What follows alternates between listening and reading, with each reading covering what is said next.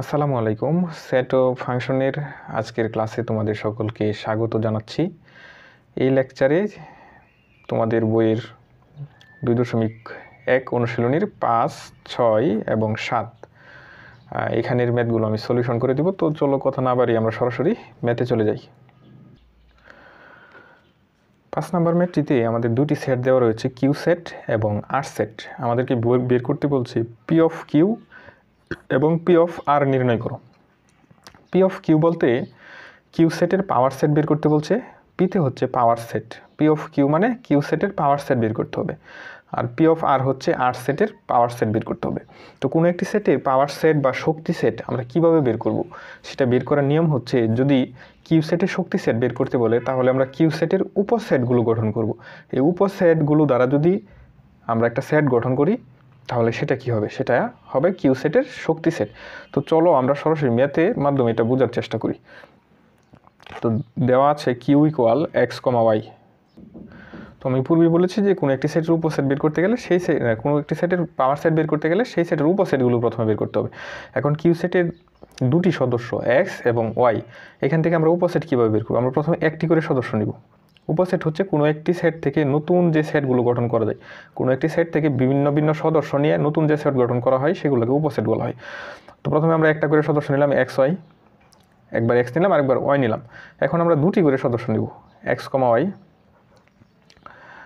তারপর আমরা কোনো সদস্যই নিব না, অর্থাৎ ফাঁকা সেট। এখানে সেকেন্ড ব্র্যাকেট দিয়ে আমরা ফাঁকা ভিতরে কোনো এলিমেন্ট না লিখলে ফাঁকা সেট হবে, অথবা এরকম একটা বৃত্ত লিখে এইভাবে যদি তোমরা একটা রেখা অঙ্কন করো সেটাও কী হবে, ফাঁকা সেট হবে। অর্থাৎ কোনো সদস্য না নিয়ে যে সেট সেটা হচ্ছে ফাঁকা সেট। প্রথমে আমরা একটা করে নিলাম এক্স ওয়াই, পরে দুটি করে নিলাম এক্স কমা ওয়াই। এখন কোনো সদস্য নিলাম না, কোনো সদস্য যখন না নিব অর্থাৎ ফাঁকা সেটকে আমরা এইভাবে প্রকাশ করব, অথবা ফাঁকা সেটকে কি সেকেন্ড ব্র্যাকেট দিয়ে মাঝখানে যে কোনো এলিমেন্ট না লিখে সেভাবেও প্রকাশ করা যায়।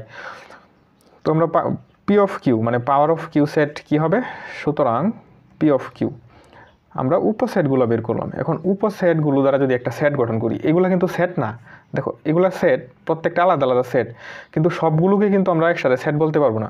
কারণ সবগুলোকে যদি সেট বলতে চাই তাহলে সবগুলোর মধ্যে কী থাকতে হবে, একটা আলাদা সেকেন্ড ব্র্যাকেট থাকতে হবে। তো এখানে আমি একটা সেকেন্ড ব্র্যাকেট দিলাম, সেকেন্ড ব্র্যাকেটের ভিতরে কি এই সবগুলা সেট এখন আলাদা আলাদা আমরা লিখে দিব। তো এখন একটি বিষয় লক্ষ্য করো, এখন কিন্তু পি অফ কিউ এটা কিন্তু একটা সেট হয়ে গেছে। এই পুরাটা কিন্তু সেট ছিল না। কেন সেট হয়েছে? কারণ আমরা জানি সেটের সদস্যগুলো কি একটা সেকেন্ড ব্র্যাকেটের ভিতরে থাকে। দেখো এই সবগুলো সদস্য একটা সেকেন্ডের ব্র্যাকেটের ভিতরে আছে, আর প্রত্যেকটাকে এখন কি বলতে পারবো, পি অফ কিউ এর এলিমেন্ট বলতে পারবো, এলিমেন্ট বা সদস্য বলতে পারবো। কিন্তু এখানে কিন্তু একটা সেট হয় না, এখানে কয়টা সেট ছিল, একটা দুইটা তিনটা আলাদাভাবে চারটা সেট ছিল। তো আমরা কোনো সেটের পাওয়ার সেট বা শক্তি সেট কীভাবে বের করব, ওই সেটের প্রথমে কি উপসেটগুলো বের করব, তারপর উপসেটগুলো দ্বারা কি আমরা একটা সেট গঠন করে ফেলবো, সেটা কি হয়ে যাবে, পাওয়ার সেট হয়ে যাবে। অর্থাৎ উপসেটগুলোকে আমরা যদি সেকেন্ড ব্র্যাকেটের ভিতরে লিখে ফেলি তাহলে আমরা ওই সেটের পাওয়ার সেট পেয়ে যাব। এখন আমরা কি করব, আর সেটের পাওয়ার সেট বের করব। তার জন্য প্রথমে আমরা আর সেটের উপসেটগুলো বের করে নিব। আর সেটের সদস্যগুলো হচ্ছে আমাদের এম এন এল, অর্থাৎ আর সেটের তিনটা সদস্য রয়েছে। তো উপসেট বের করার সিস্টেম হচ্ছে, প্রথমে আমরা একটা করে সদস্য নেব, এম নিলাম, তারপর হচ্ছে এন, তারপর এল নেওয়া হলো। একটা করে সদস্য নেওয়া যখন আমার শেষ হবে তখন আমরা দুইটা করে সদস্য নেব। দুইটা করে কীভাবে নেব, এম এর সাথে এন নিব, এম এর সাথে এল নিব। তো এম এর সাথে এন নিলাম, তারপর এম এর সাথে এল নিলাম। তারপর আমরা সামনের দিকে চলে যাবো। এই টেকনিকটাই তোমরা ফলো করবা, প্রথমে একটা করে নিবা, পরে দুইটা করে নেওয়ার ক্ষেত্রে প্রথমে এম এর সাথে এন নিবা, এম এর সাথে এল নিবা, কাজ শেষ। তারপর আমরা আরেকটু সামনের দিকে চলে যাবো, এম এর কাজ শেষ, এখন আমরা এনে চলে যাবো, এন এর সাথে এলকে নিব, এন এর সাথে এলকে নিব। তো দুইটা করে নেওয়া আমাদের শেষ। এখন আমরা তিনটা করে নিব, অর্থাৎ এম এন এল তিনটিকে নিব, এম এন এল। এখন আমরা কোনো সদস্য নিব না, অর্থাৎ একটি ফাঁকা সেট নিব। এগুলোই হচ্ছে কি আমার আর সেটের উপসেট। এখন আর সেটের শক্তি সেট কি হবে, সুতরাং পি আর, অর্থাৎ আর সেটের পাওয়ার সেট বা শক্তি সেট হবে এই সদস্যগুলোই কি আমরা সেকেন্ড ব্র্যাকেটের ভিতরে লিখে দিব। তো এখানে যে সদস্যগুলো ছিল আর সেটের যে উপসেটগুলো ছিল সেই উপসেটগুলো আমি লিখেছি, লিখে কি একটা সেকেন্ড ব্র্যাকেটের ভিতরে আবদ্ধ করে দিয়েছি। তাহলে এটা পুরোটা মিলে কি হয়ে গেল, সদস্যগুলো হয়ে গেলো। এখন যে প্রত্যেকটা সেট ছিল সেগুলো এই সেটের কি হয়ে গেল, পি অফ আর এর সদস্য হয়ে গেল। আর আমরা কি পেয়ে গেলাম, আর সেটের পাওয়ার সেট পেয়ে গেলাম। এভাবে কিন্তু তোমরা যে কোনো সেটের কি পাওয়ার সেট বের করতে পারবে। 6 নম্বর ম্যাট্রিক্সের ক্ষেত্রে লক্ষ্য করো এখানে দুটি সেট দেওয়া রয়েছে a equal to a comma b b equal to a comma b comma c। আমাকে বের করতে বলছে কি পাওয়ার অফ c, c সেটের পাওয়ার সেট বের করতে বলছে, কিন্তু c সেটটা কিন্তু এখানে সরাসরি দেওয়া নাই, কিন্তু এখানে দেওয়া আছে c ইকুয়াল টু কী হবে a ইউনিয়ন b হবে। অর্থাৎ a এবং b সেটকে যদি ইউনিয়ন করি, ইউনিয়ন করার পরে যে সেটটা পাবো সেটাই হবে কি আমার c সেট। তো প্রথম কাজ হচ্ছে আমার c সেটটা বের করা, তারপর কি পাওয়ার অফ c সেট আমরা বের করব। এখানে c ইকুয়াল টু দেওয়া ছিল a union b, c equal to a union b। তো a সেটের সদস্য দেওয়া আছে a comma b, R b সেটের সদস্য হচ্ছে a comma b comma c। এখন আমরা a ইউনিয়ন b কীভাবে পাবো? a ইউনিয়ন b হচ্ছে কি a এবং b সেটের সকল সদস্য নিয়ে যে সেট গঠিত হবে a b c। তো এখন আমরা p অফ c বের করব। p অফ c বের করার আগে কি আমরা c সেটের উপসেটগুলো বের করব। সুতরাং c সেট উপসেটগুলো হলো, আমরা প্রথমে কি করব, একটি করে সদস্য নিব, a নিলাম, b নিলাম, c নিলাম। পরবর্তীতে আমরা দুটি করে সদস্য নিব, এর সাথে b নিব, এর সাথে c নিব, এর সাথে b, এর সাথে c। এর কাজ শেষ, আমরা আরেকটু সামনের দিকে যাব, bর সাথে c নিব। এখন আমরা তিনটিকেই নিব, তিনটি সদস্যকে নিব a b c। লাস্টে আমরা কোনো সদস্য নিব না, ফাঁকা সেট। তো এখন পাওয়ার অফ c সেট কী হবে? সুতরাং পাওয়ার অফ c সেট হবে এই সবগুলো সেটকে কী করব, সেকেন্ড ব্র্যাকেটের ভিতরে আবদ্ধ করে দিব। তো সবগুলো সদস্যকে আমরা সেটের ভিতরে আবদ্ধ করে সেকেন্ড ব্র্যাকেট দ্বারা আবদ্ধ করে দিলাম, তো আমরা কি পাওয়ার অফ সি পেয়ে গেলাম। এখানে কোয়েশনে আরেকটু পার্ট ছিল, সেটা হচ্ছে পি অফ সি বের করতে বলছে, এবং পি অফ সি এর উপাদান সংখ্যা 2 টু দি পাওয়ার n, যেখানে n হচ্ছে সি এর উপাদান সংখ্যা। অর্থাৎ এটা দ্বারা আমাদেরকে বুঝাইছে যদি সি এর উপাদান সংখ্যা n হয়ে থাকে তাহলে পি অফ সি এর উপাদান সংখ্যা 2 টু দি পাওয়ার n হবে, সেটা আমাদেরকে দেখাইতে হবে। তো সি এর উপাদান সংখ্যা কয়টা ছিল? দেখো সি এর উপাদান সংখ্যা ছিল আমাদের 3টি ছিল, সি এর উপাদান সংখ্যা আমরা 3টি পেয়েছিলাম। তো n ইকুয়াল টু কত পেলাম? 3 পেলাম সি এর ক্ষেত্রে। তো এখানে পিসি এর উপাদান সংখ্যা বলছে কত দেখাইতে হবে আমাদেরকে? 2 টু দি পাওয়ার n দেখাইতে হবে। তো পিসি এর উপাদান সংখ্যা কত হওয়ার কথা? n এর ভ্যালু যদি 3 হয় 2 কিউব, অর্থাৎ পিসি এর উপাদান সংখ্যা 8টি হওয়ার কথা। দেখো 8টি হয়েছে কিনা, 1 2 3 4 5 6 7 8। তো এটা আমরা কিভাবে লিখব? এটা লেখার ক্ষেত্রে আমরা লিখতে পারি, এখানে সি এর উপাদান সংখ্যা n ইকুয়াল টু 3, সুতরাং পি অফ সি এর উপাদান সংখ্যা 2 to the power n equal কত হবে? 2 কিউব ইকুয়াল টু 8, 8 হবে। তো এটা তো আমাদের মিলছে। তো সি এর উপাদান সংখ্যা 3টা ছিল, পি অফ সি এর উপাদান সংখ্যা আমরা কয়টা দেখাইছি? 8টি দেখাইছি। তাহলে এই শর্তকে অবশ্যই কী করছে? ফুলফিল করছে। তারা বলছিল যে পি সি এর উপাদান সংখ্যা কত হবে? 2 টু দি পাওয়ার n হবে, যেখানে সি এর উপাদান সংখ্যা কি n। তাহলে সি এর উপাদান সংখ্যা আমরা 3টা পাইছি, সেক্ষেত্রে পি সি এর উপাদান সংখ্যা আমাদের কয়টা হওয়ার কথা? 2 কিউব, 8টা হওয়ার কথা। আমাদের কিন্তু 8টা হয়ে গেছে। তো আমরা এটা এখানে এভাবে লিখে দেবো যে এখানে সি এর উপাদান সংখ্যা n equal to 3, P C এর উপাদান সংখ্যা কত? 2 to the power n, 2 cube equal to 8টা। যা এই শর্তকে কী করছে? ফুলফিল করছে। এরপর যে আমরা 7 এর ম্যাথগুলো সলিউশন করব। তো প্রথমে দেখো আমাদের ক নাম্বার ম্যাথটি আমরা একটু লক্ষ্য করি। এখানে আমাদের দেওয়া রয়েছে x minus 1 comma y plus 2 equal y minus 2 comma 2x plus 1। এটা কি বলা হয়? ক্রমজোড়। কি বলা হয়? যদি ব্র্যাকেটের ভিতরে দুটি সদস্যকে কমা দ্বারা আলাদা করে দেওয়া হয় তখন সেটা কি হয়ে যায়? ক্রমজোড় হয়ে যায়। আর ক্রমজোড়ের বিষয়টা হচ্ছে যখন ক্রমজোড়ের বিষয়টি হলো যদি দুটি এলিমেন্টকে আমি তাদের অবস্থান নির্দিষ্ট করে দিই। মনে করো আমার দুটি সংখ্যা আছে 2 এবং 3, এই দুটি সংখ্যার অবস্থান নির্দিষ্ট করে সেটাকে আমি প্রথম বন্ধনী দ্বারা আবদ্ধ করে দিলাম। অর্থাৎ 2টা প্রথমে থাকবে, 3টা কোথায় থাকবে? সেকেন্ড অবস্থানে থাকবে, তখন সেটাকে আমরা ক্রমজোড় বলতেছি। এটাও কিন্তু একটা ক্রমজোড়। দেখো এখানে x মাইনাস 1 এবং ওয়াই প্লাস 2 দুইটার অবস্থানকে কী করা হয়েছে? সুনির্দিষ্ট করে দিয়ে এখানে প্রথম বন্ধনী দ্বারা আবদ্ধ করে দেওয়া হয়েছে। এটাও একটা ক্রমজোড়, এটাও একটা ক্রমজোড়। আবার ক্রমজোড়ের বৈশিষ্ট্য হচ্ছে দুইটা ক্রমজোড় যদি সমান লেখা হয়, অর্থাৎ এই ক্রমজোড় ইকুয়াল টু যদি এই ক্রমজোড় লেখা হয় তাহলে প্রথম এলিমেন্ট ইকুয়াল প্রথম এলিমেন্ট লেখা যাবে, অর্থাৎ x minus 1 equal to Y minus 2 লিখতে পারবো।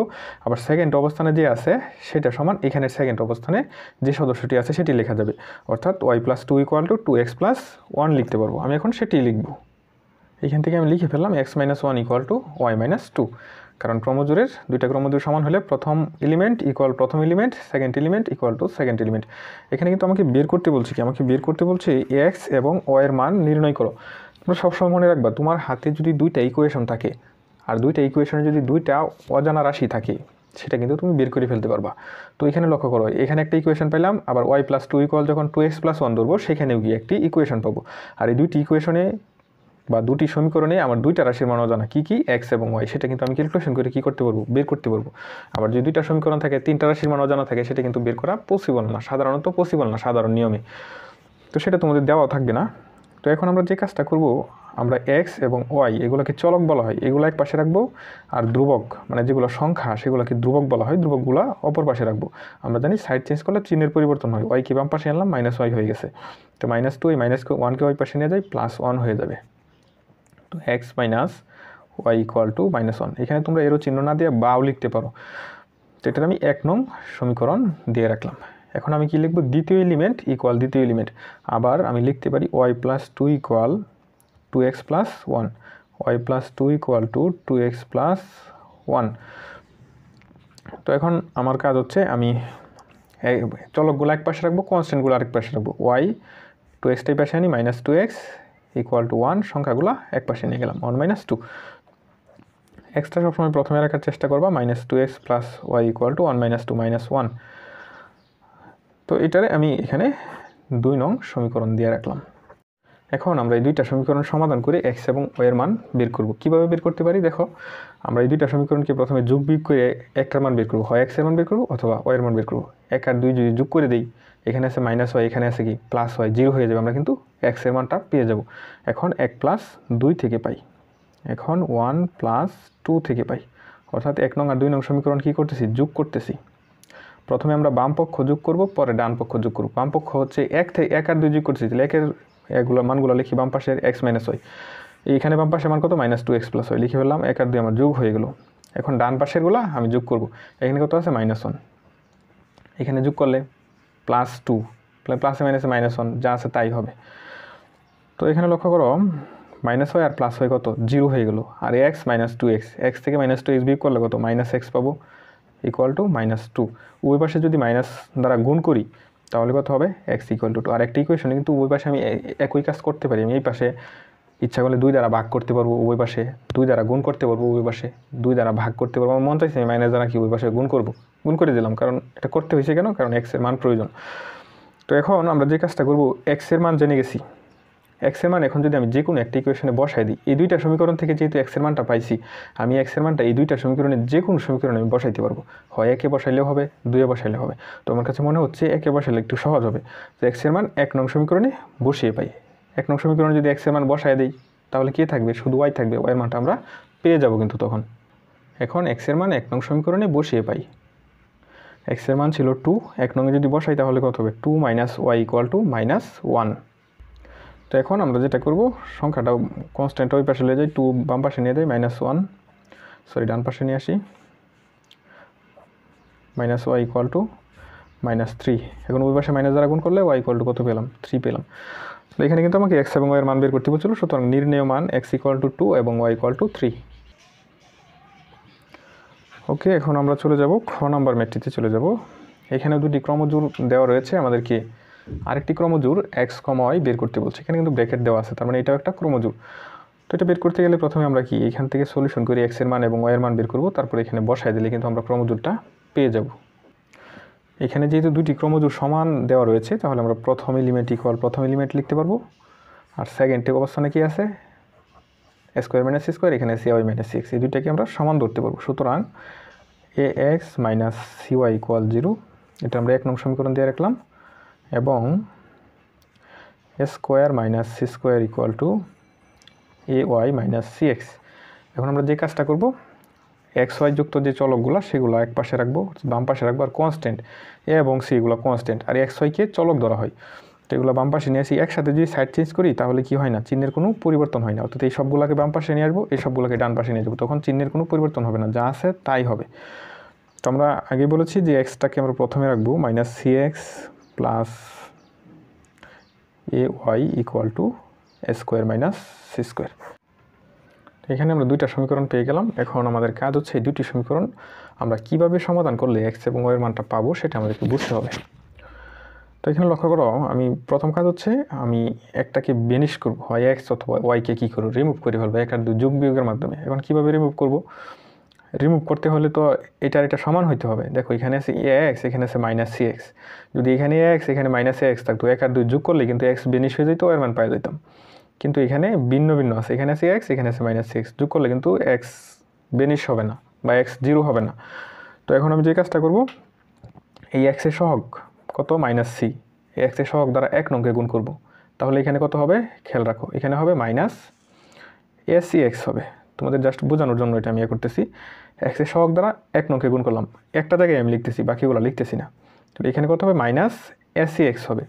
এখন এক নংয়ের এক্সের সহগ দ্বারা 2 নংকে গুণ করব। এক নংয়ের এক্সের সহগ কত, এ দ্বারা যদি 2 নং সমীকরণকে গুণ করি তাহলে এই জায়গায় কত হবে, এই জায়গায় হবে মাইনাস এসি এক্স।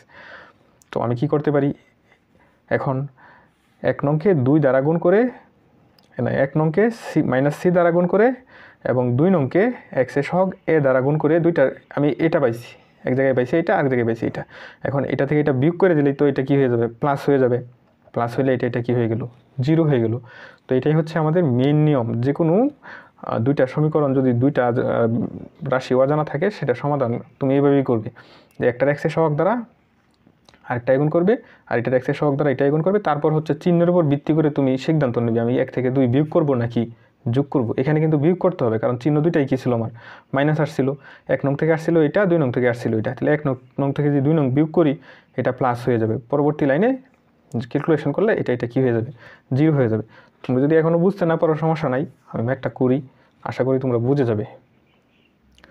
দেখো আমরা এখানে 1 নংকে মাইনাস সি দ্বারা কী করব, গুণ করব, আর 2 নংকে দ্বারা গুণ করব। গুণ করে কী করবো, এটা থেকে এটা বিয়োগ করব। তো 1 নংকে মাইনাস সি দ্বারা গুণ করি, 1 নং ইকুয়েশনটা হচ্ছে আমার এটা। তো মাইনাস সি দ্বারা গুণ করলে এখানে কত হবে, এ এক্স ছিল, তার সাথে মাইনাস সি গুণ হলে মাইনাস এ সি এক্স। ওকে, এটাকে মাইনাস সি দ্বারা গুণ করলে কী হবে, মাইনাস সি, আর এখানে আছে মাইনাস সি ওয়াই। দেখো এখানে আমি যদি করি minus C into minus C Y, minus মাইনাসে কী হইল, প্লাস, আর সি গুণ করলে কি সি স্কোয়ার ওয়াই পেলাম। এখানে আমি লিখে পেলাম সি স্কোয়ার ওয়াই, এটা কিন্তু প্লাস সি স্কোয়ার ওয়াই হয়ে গেল। এখন মাইনাস কী করব, 2 নংকে এ দ্বারা গুণ করব।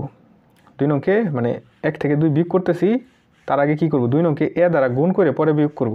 তো 2 নং সমীকরণটা ছিল এটা, তাহলে মাইনাস সি এক্সকে যদি এ দ্বারা গুণ করি কী হবে, মাইনাস এ সি এক্স হবে। কিন্তু আমি তো বিয়োগ করতেছি, তার কারণে কী হয়ে যাবে, যে এই মাইনাসে কী হয়ে যাবে, প্লাস হয়ে যাবে। আবার দেখো 2 নংকে যদি এ দ্বারা গুণ করি কী হবে, মাইনাস এ সি এক্স। কিন্তু 1 থেকে 2কে কী করতেছি, বিয়োগ করতেছি। কীভাবে বিয়োগ করতেছি, 2কে এ দ্বারা গুণ করার পরে বিয়োগ করতেছি। এ দ্বারা গুণ করলে কী হবে, মাইনাস এ সি এক্স হবে, আর বিয়োগ করলে কী হবে, মাইনাসটা প্লাস হয়ে যাবে। তো এখানে পেলাম প্লাস এ সি এক্স।